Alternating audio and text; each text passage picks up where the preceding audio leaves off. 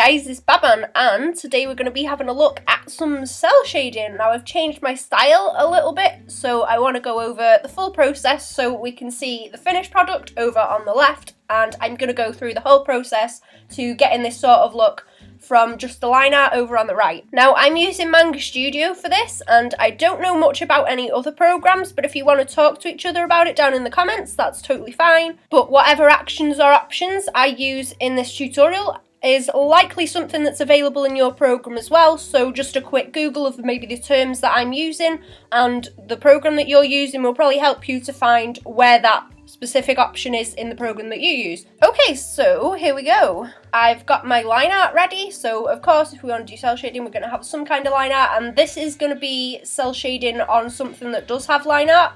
You're going to have to tweak it a little bit if you want it to be lineless. So the first thing I'm going to want to do is give myself the shape so that the character is filled in. Now what I can do to do that is go to the wand select, and you can see this little menu down in the bottom left where I can change my options. Now I can close gap on things, so if there's a little gap between the line art it'll fill it in and not go through it, so I've got that set to the highest in case there is any little parts where I've missed. I've got my area scaling, so what this is going to allow me to do is when I select, it's going to go 2 pixels into the line art so that I don't have a big gritty edge along the side of my line art. And I'm also going to select that I just want to do it on this layer, so I'm going to select the area around this, and it's going to show me where everything is, so it's not creeping into any little bits where I've left a hole in the line art.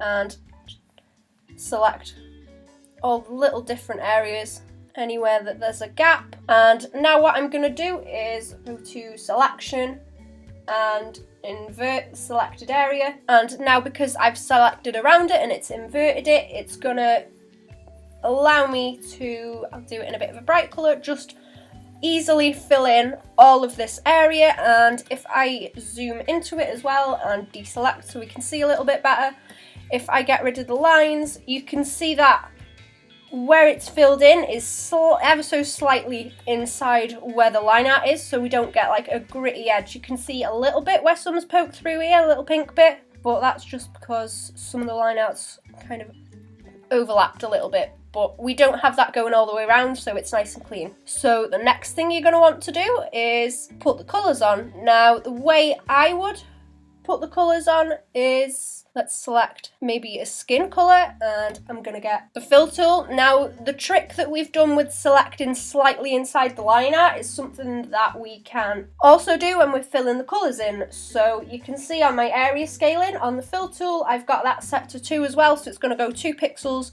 into the line art of whatever I fill. And we also want to, so that the colour doesn't start leaking out of this shape that we've got, we want to lock the transparency, which is probably going to be around this area, around your layers, and it's just a little lock and the little grid to show transparency. And what I'm also going to do, because I want to be filling in on this layer, but I want it to be affected by the lines, so I only want to fill these areas that are defined by the lines, so this chunk and this chunk. What I'm going to do is come to this menu for the fill tool over at the side, so I can define where it's going to fill, and I can either have just the selected layer for it to refer to, or it can refer to all layers, so whatever's visible it's going to select around and comply to. So now I've got that, I can start filling in all these areas, and again because we've got it set to a little bit into the line art, it's gonna fill it in slightly. If you've got thick line art like this, it's still gonna bleed out a little bit, which is why, so that's why this probably isn't the best way to go about doing lineless. You can see how it'll work for what we're trying to do. So I'll just do this and I'll go and select the different colours that I want, and I can just go around and fill them in like this really easily just by clicking everything. That should give us some top eyelids. And I'll keep doing that, and I'll leave my transparency lock on so that with this extra bleed I've got on the fill tool, it's not going to go outside of the shape that I've got. So I'll keep doing that until I have colours that I like. Now with cell shading, because of the way I do it, I want darker shades on it, and to make the shading look darker and there to be more contrast and for the shapes that you put in with the shading to stand out more, it's a good idea to make pastel-y kind of colours or light colours. Like if you see these on the colour wheel, they're all really light colours along the top of this triangle. Like even these ones are quite light for the colours that they are. It's just an easy way to make it stand out a little bit better once you put the shading on.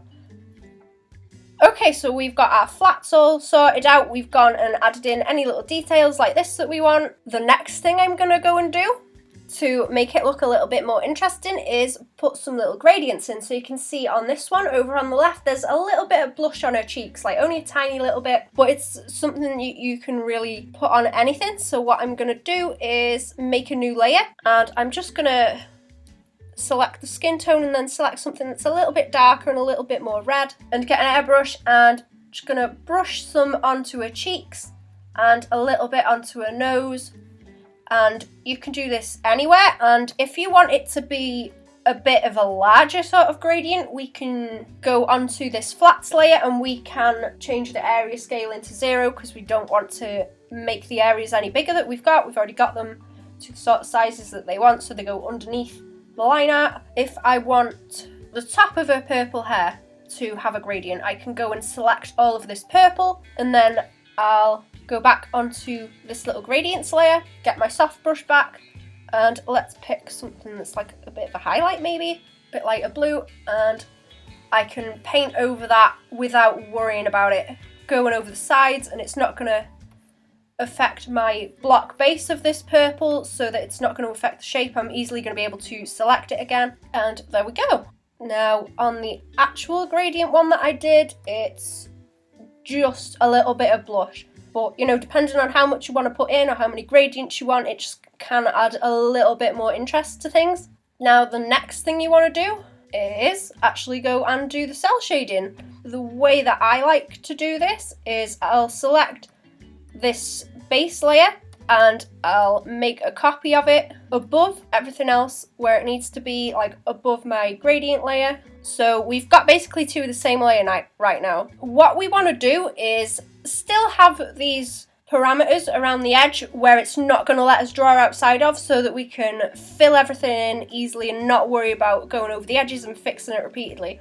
So because I've got this base ready, what I can do is go to selection from layer, create selection, and that's going to make it easier for me to just select everything quickly. A mask around the edge of this so that I can't colour outside. Now what I'm going to do is get rid of the colours that are in it, so I'm going to clear that layer, and we'll get rid of the transparency lock too. So now we've got a layer that's clear that we can do this with, and it's always going to stay inside of these parameters that we've just put up with this layer mask. So now what I can do is go to my layer modes and have a mess around with whatever's in there. Some people like to use like overlay, but you've got to use sort of darker colours for overlay, and it can make things look really, really saturated. Just add some little bit of light on so we can compare. There's a bunch of different ones you can have a mess about with, and it's whatever you prefer, whatever you think looks good for what you're trying to achieve. I like to use the hard light, and of course you can mess about with the opacity so it's not as strong, but hard light seems to give something that can be really saturated, but it also makes it quite dark, but you still get quite a lot of colour with it. It doesn't make it as washed out as if you were to use overlay. So what I'll do with this is just pick a colour, and I think I ended up picking sort of a dark orangey colour so that it was a bit warmer like this. And again, this is just, you've got to go and figure out what works for you with the colours and how they work. This is from me like messing about with it hundreds of times to figure out what sort of colours and modes that I like. So I'll do that, and then depending on how sharp you want it, use a different brush, and you can just start picking everything out like this. What I like to do is block it out really scruffy and then go back and fix it. So just so that I know that I like the light source I'm working with. So the light source is going to be up here and coming down this way, like we've got in the finished version over on the left. And then I will go and clean it up so that I've got a clean version like this. Now the next thing you might be able to notice, if we go back over to this one on the left, if you look at the shading, you can see it's not completely all one colour. There's little hints of pinkish tones in there. So I'm gonna come back to this one. Now that I've cut out a shape that I like to define all the forms with my cell shading, I'm gonna put my transparency lock back on, so that instead of being able to go over it like this, any colour change is gonna stay within these lines or these blocks of shading. And again, with the colours, you've just got to figure out what looks best for you. You've got to figure out how colours work on your own. So now I've got that selected, I'm just gonna start putting this on with an airbrush, and you can do as much as you want. Sometimes it looks good with a lot, sometimes you can, like if you do it from the bottom upwards, or from the top downwards, so that it's sort of half and half, like a gradient over the whole thing, or you can just do it in little areas to make them look a little bit more pink. Like I can do it more around her cheeks again to make it look a little bit more blushy. I can do it in the shadow around her face so that it looks like we've got a bit of bounce light coming off from this pink and it's reflecting onto her face and affecting the colour of the shadows. Now it's a bit less subtle with that because the pink's a bit brighter. So yeah, there we go, we've put a little bit of gradient on the shading. Now something else that I like to do that might not be too clear on this at the moment, I'll zoom in a little bit to show you. If you look at the edges of the shading, they aren't all completely straight and jagged. I've got these little areas where it sort of fades out and becomes a little softer, where the planes that I'm trying to define are sort of more curved. And I don't want a straight shadow like I've got underneath this arm reflecting onto the leg. So the way I do that is I'll just get the blur tool, and we want to unlock the transparency for this, and I'm going to zoom in. I'm going to blur too much, but I'll just go over these little edges so that it dissipates it a little bit. And this isn't something that I really see people do either, but it can look quite good if you just use it a little bit. Like if you don't overuse it, sort of make it too soft to look cel shaded, it can look really nice. And you want to pay attention to where you have got sharp shadows, like her hair is a really sharp line and that's reflecting onto her arm here, so we don't want that to be curved because it is just a straight shadow. You could have a little bit down here and just put a little bit onto the leg and a little bit by there, and we can also put some onto her hair at the top because that's rounded as well. We don't want to affect these shadows here because they need to be sharp because of the shape of the thing that's casting the shadow. So we've got our shading down and we've dissipated the light a bit, and we've put a little bit of a gradient in it to show a little bit of bounce light and have it look a little bit more interesting than just one flat colour. What I'm going to do now, you can see in this one on the left, everything looks a little bit more softer, and this doesn't look quite right with all these thick black outlines. Now that I've got all my base colours down, I'm not going to be changing the colours. I know that they look nice. They don't need to be tweaked at all. What I can do is go and change the colour of the lines. Now you want to have the transparency lock on for this. I'm going to select this shadow colour that I've got, and I want something that's going to be a little bit darker but not too dark to change these lines to. Like this, just go over the lines and fill the areas in. Now you can line different parts on different layers so that it's a bit easier to go and do this after if you know you want to do it from the start, but there's not too many different colours or different areas to go and change the line colour for on this, so I'm just keeping it as one line art layer. If we zoom out, you can see that looks a lot softer, and maybe even that colour's a little bit too light. You can see that's a little bit softer, but it still works to define the shapes. And I'll pick another colour to put onto the hair and just block some of that in really quick. I don't want to spend time going over all of this again. Now I like to leave the eyes to be the darkest colour, so I will fill around the eyes in black so that they stand out, because there's going to be the most contrast there if you leave them black. So that's going to be the first place someone will look. That's also where I'll put pure white as well so that it stands out more. And while that's not a good idea a lot of the time, if you're doing it with cel shading and more cartoony stuff, you can kind of get away with it if you use it in really small quantities. like just around the eyes, so that you are drawn to them a bit easier. Okay, so that's a little bit more cleaned up now. And I'd say that that's completely optional if you want to go and change the colour of the line art, but I think it can look quite nice if you want everything to look a little bit softer. And the next thing I want to do is add some sparkles and highlights in. Now, because this is really like obnoxious and anime looking, it needs to be quite sparkly. I'm going to make a new layer. I'm going to make it a glow layer, some kind of glow.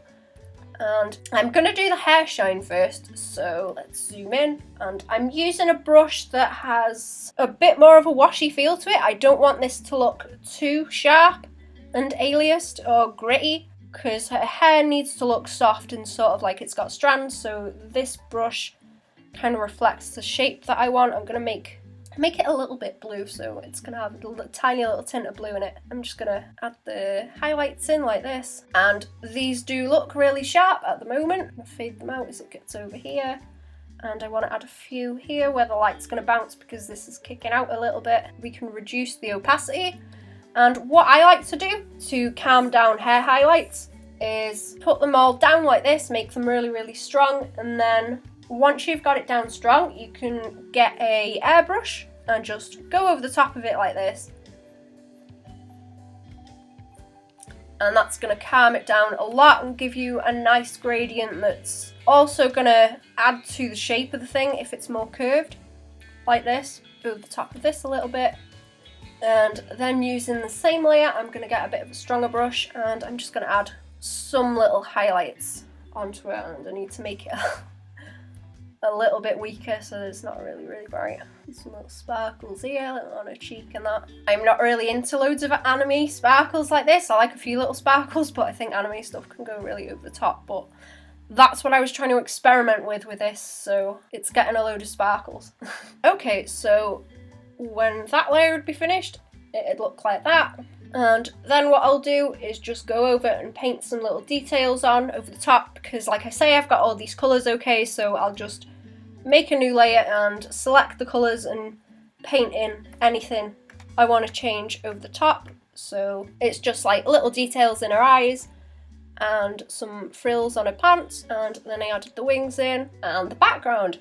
So yeah, that's my full process and all the like weird little things I do to make my cell shading a bit more interesting. Yeah, thanks for watching. I hope this helped. If it did, give us a like, share if you think it'll help someone else, and subscribe for new videos on Fridays. I'll put links down in the description to where I post stuff, where you can get commissions from me, as well as where you can buy prints of stuff that I've drawn. If you want to come and join the Discord and chat art shit with us, then there's also a link for that down in the description. And lastly, here's a link to the speed draw of this and the one of Panty, as well as a link to where you can get prints. Yeah, thanks for watching. I hope this helped. Bye-bye!